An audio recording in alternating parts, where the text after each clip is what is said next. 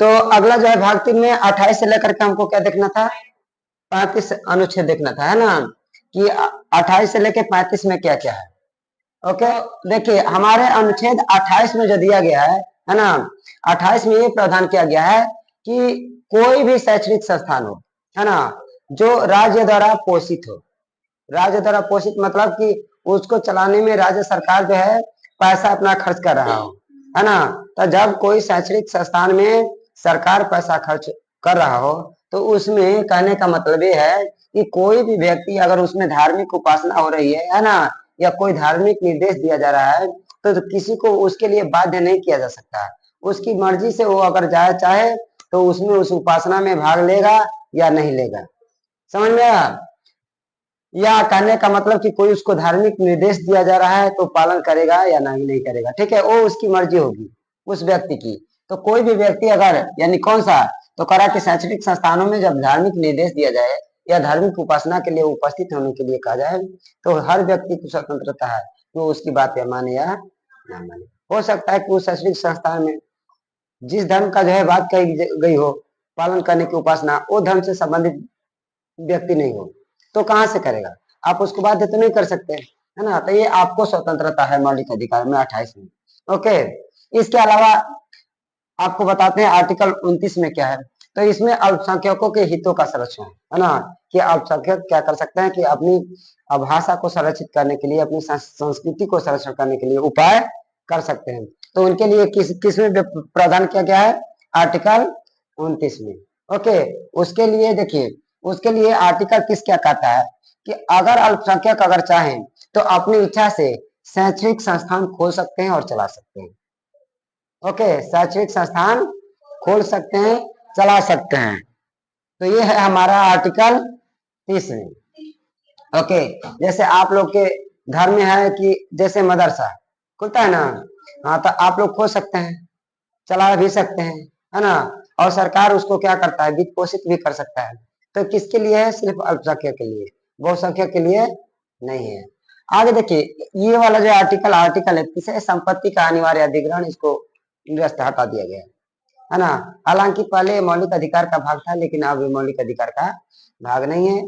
सरकार को जरूरत पड़ेगी तो ये भूमि का अधिग्रहण कर सकती है आवश्यकता के लिए, जो उसकी जरूरत पड़ेगी, है ना। यही कारण है कि जब भी सरकार को सड़क बनाने की जरूरत पड़ती है, रेलवे बनाने की जरूरत पड़ती है, पुल बनाने की जरूरत पड़ती है, तो भूमि को क्या कर लेती है, अधिग्रहित कर लेती है। हाँ, उसके बदले में वो क्या करती है कि मुआवजा इसलिए देती है कि जिसका जमीन गया है, हो सकता है कि उसके पास कोई और दूसरा आजीविका ना हो, है ना, रहने के लिए, या उसको क्या करना है, खेती करने के लिए। तो इसके लिए क्या करती है कि वो राहत देती है ना, इसका भी कानून बना के प्रावधान किया गया है।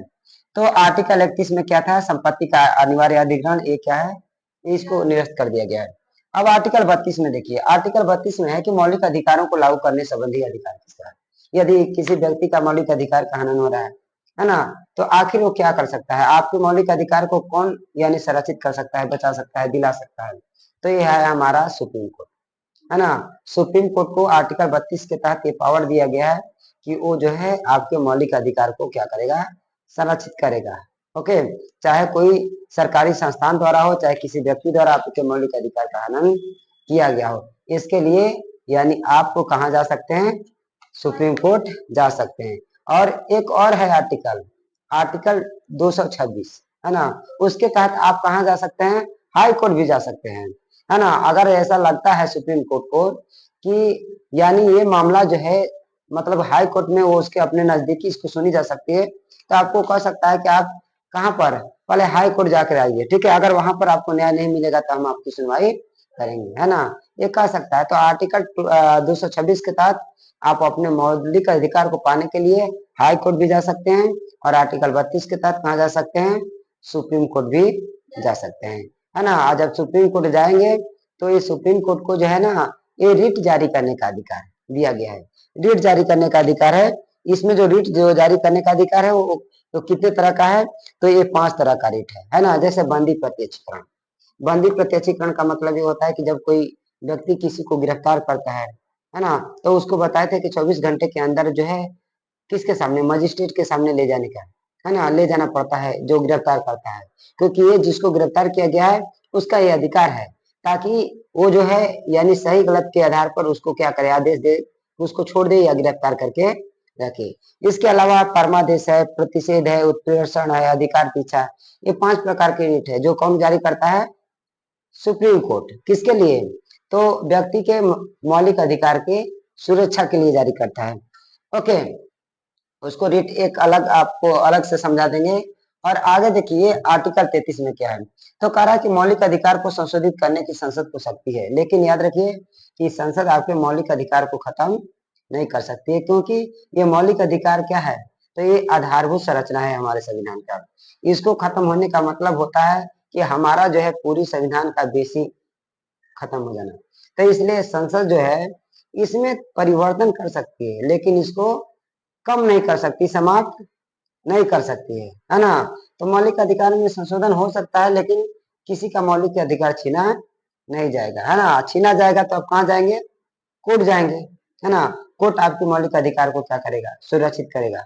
हाँ, हालांकि कुछ परिस्थितियां हैं कि कुछ समय के लिए आपके मौलिक अधिकार को निलंबित किया जा सकता है, कुछ समय के लिए परिस्थितियों के अनुसार। जैसे कि आपको बता देते हैं कि मौलिक आर्टिकल 34 में दिया है कि जिस जगह पर सैनिक शासन लगा हो, सैनिक शासन लगा हो, जैसे मानते हैं कि हो सकता है कि युद्ध की स्थिति हो, गृह युद्ध की स्थिति हो, है ना, दंगा की स्थिति हो, तो वहां पर आपको जाना आपकी जान के लिए, है ना, मतलब कि सही नहीं होगा। हो सकता है कि आपको वहां पर नुकसान पहुंच जाए, है ना। तो हो सकता है कि आपको जाने से वहां दंगा भी भड़क सके, कुछ भी हो सकता है ना। आपकी हत्याएं हो सकती है, आपके जाने से दूसरे की हत्या हो सकती है।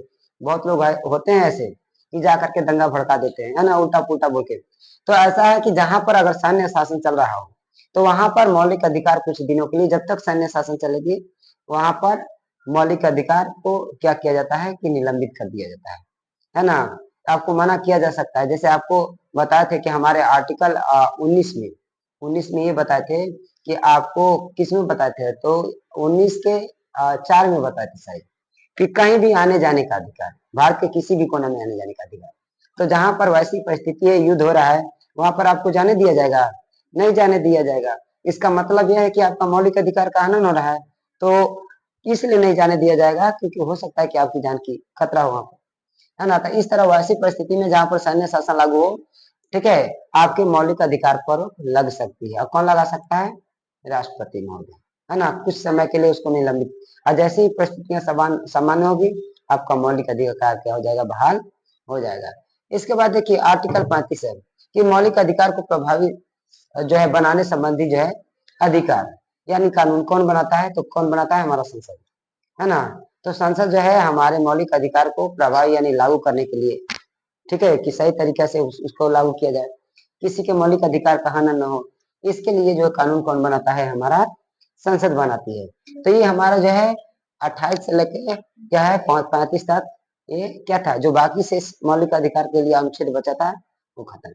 ओके, फिर से दोबारा थोड़ा सा रिपीट कर लेते हैं फास्टली कि आर्टिकल 28 क्या है।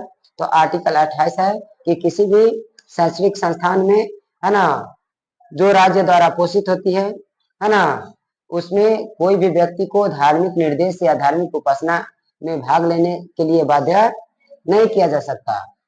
29 क्या है कि इसमें अल्पसंख्यकों को भाषा, संस्कृति, है ना, उनके हितों का, यानी कह सकते हैं उनके हितों का संरक्षण, है ना। 30 में क्या है कि कोई भी अल्पसंख्यक है उसको अपनी मर्जी से शैक्षणिक संस्थान खोलने का अधिकार है, उसको चलाने का अधिकार दिया गया है, उन्हें उसका भी मौलिक अधिकार है। 31 में बताया कि ये रद्द कर दिया गया है ना, संपत्ति का अधिकार था। 32 में क्या है कि मौलिक अधिकार को लागू करने संबंधी अधिकार किसके पास है, सुप्रीम कोर्ट के पास है। 33 में बताए थे कि मौलिक अधिकार को संशोधित करने की शक्ति किसके पास, संसद को है ना। लेकिन याद रखिएगा समाप्त करने की शक्ति नहीं है। और आर्टिकल 34 में है कि जहां पर यानी जिस क्षेत्र में सैन्य शासन लागू है, वहां पर मौलिक अधिकार को आपका निलंबित किया जा सकता है, वहां पर आप कोर्ट नहीं जा सकते हैं। और अंत में 35 में कि मौलिक अधिकार को प्रभावी बनाने संबंधी क्या है, कानून, कि आखिर मौलिक अधिकार को प्रभावी बनाने, ताकि किसी के मौलिक अधिकार को मतलब कि क्या दबाया ना जा सके, है ना, इसका हनन ना किया जा सके, तो उसके लिए क्या है, संसद कानून बना सकती है। ठीक है, तो ये हमारा 28 से लेकर के 35 तक है। ओके, तो इसको आप लोग लिख लीजिए। ठीक है।